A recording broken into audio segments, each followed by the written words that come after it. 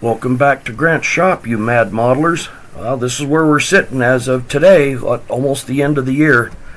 She's fully wired with all the stress wires. Aileron cables are almost done. As a matter of fact, the finishing steps will be in this video. So, I hope you enjoy. Alright, moving on to some fluff. Fluff is those fiddly little things that really make a scale model stand out. This is the P-dot tubes located on the right forward interplane strut. They were made from 1/8 thou thick tin plate with 2 pieces of brass tubing. The brass tubing has piano wire down the inside, 1/4 inch from the end, so the end looks hollow, but the inside is supported during the bending process so it doesn't crush as bad. It's still crushed a little bit, but after it's soldered together and painted, it looks really good mounted. A couple of you sharp-eyed viewers may have noticed that I hadn't covered the bottom of this airplane. Well, actually it was covered, but I cut it off because I wanted to rerun my cables, my control cables. I really was not happy with the aluminum swedges that I had used to crimp across the cable through the turnbuckles. So, to make them look a lot closer to the full-size aircraft, I've run them through and back and wrapped them with some very tiny wire, wrapped them up tight and soldered them. Those cables are not going anywhere, and it looks a lot better. And let's look at the control system on this anyway. This is the rudder tiller bar. The outside cables here control the rudder. The inside cables control the tail skid.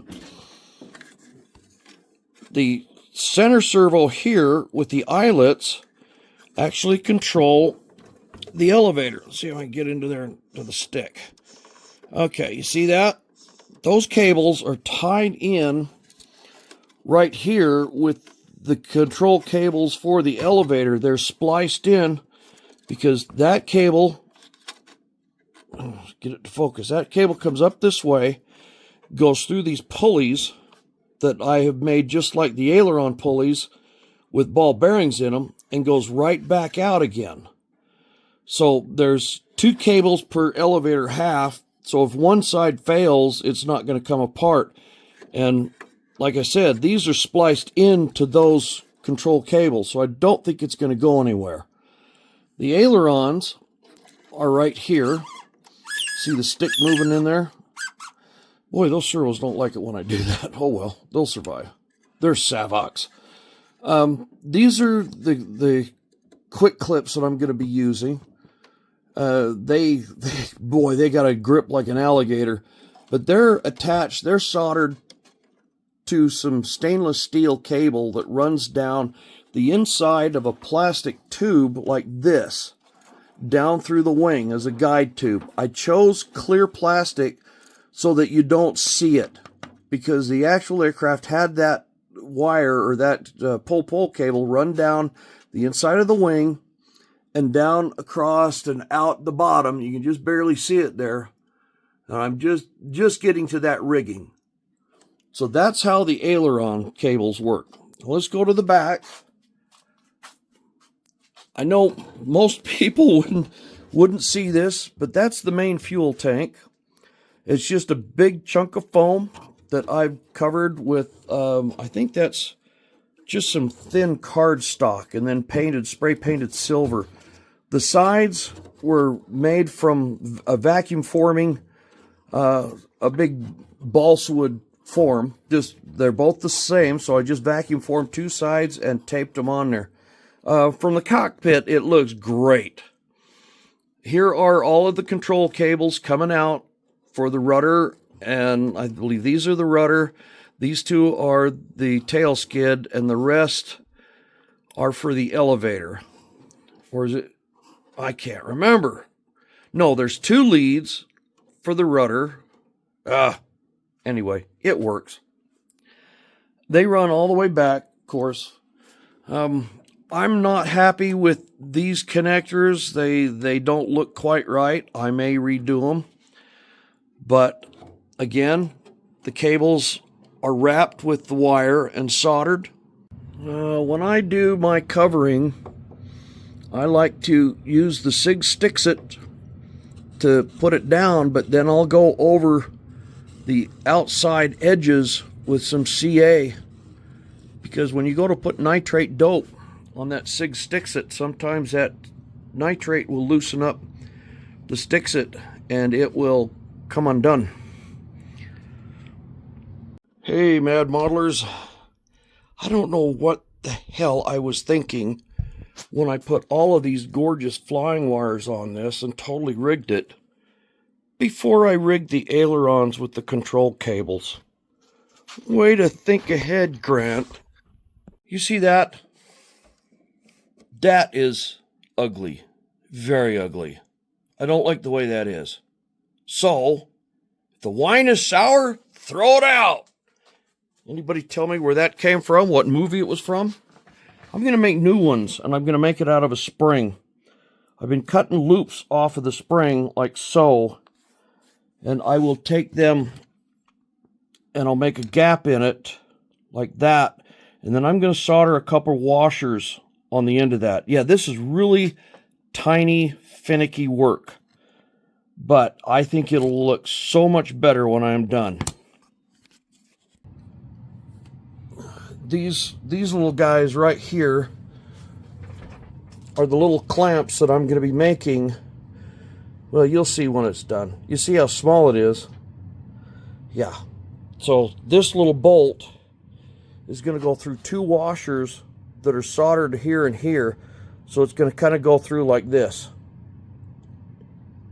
All right. And then the cable, the control cable, goes and loops around through the inside of here. Okay, well, I was originally not going to show you guys this part because there was way too much profanity involved on my part. But I think I've got it down somewhat to a fine science. We'll see how it works.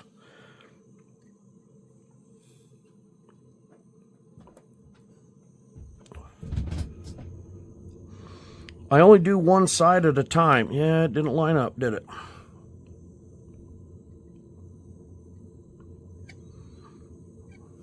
Come on, Grant. Quit having a seizure.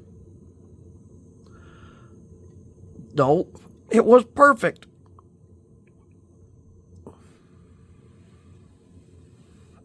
Cool. Right there. Right there. Stay. Sit. Stay. All right. I'm only going to do one side at a time because I'm going to put it on a fixture to keep it shielded. Oh, fine, torch. Just fall off. To keep it shielded, this little guy right here, I'm going to slip it on there, clear down in, and then put the washer on the other side so that I don't unsolder the washer. I just soldered on there. So you can see these things are not that big. See, this one's already done. So I'm going to go ahead and put it on the fixture. Like so. I'll clamp it in there. Let's clamp it back here. Put another washer up there. That just absolutely astounds me that this solder actually adhered to my aluminum welding rod. That still freaks me out. Alright, so we're going to get a little bit of this flux in there. Flux the snot out of it. Get this thing pushed up underneath there. And right now my right hand is trying to work around the tripod for the camera.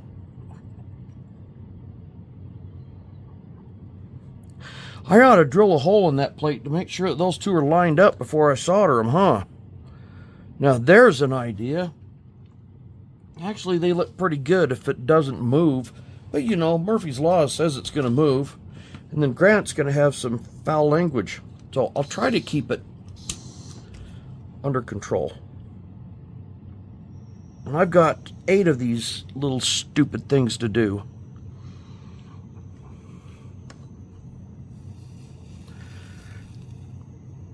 Heat it up nice and good. All right, now let's get some solder on there. There we go. Just like that. By golly, that looks like it's pretty much square, at least from what I can see so far. Let's get my needle nose out.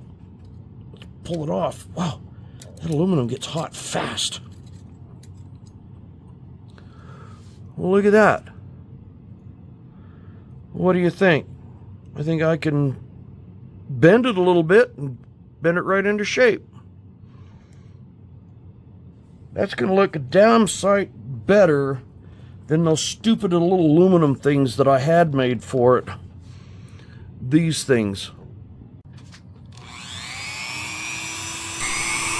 Okay, I have stainless steel bolts that lock this part in place at the control surface. They're a little hard to cut, so I use a Dremel cutoff wheel. When you use these things, do not keep your face in the plane of rotation of that disc. They're very fragile, they like to break, and you're going to catch one right in the eye if you're not careful. I don't like to cut right straight through. I want to go around it and create a weak spot. See where it's getting a little bit thinner there. See, then you just break it off. And then you want to trim that a little bit flatter. And after it cools off, take the screw,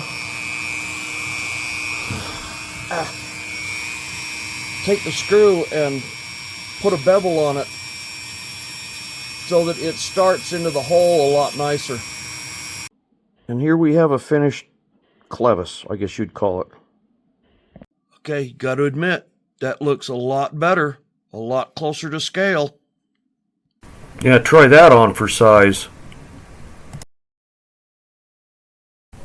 And on the next episode of the Camel build, we're going to build this little teeny prop and the pump body for the air pump that goes on the rear right cabane strut to pressurize the fuel tanks on the real aircraft, not on mine. So please like and subscribe. That helps my channel grow and helps me out a lot. And I really hope you're enjoying my content. And leave a comment if you want. So till next time, have fun.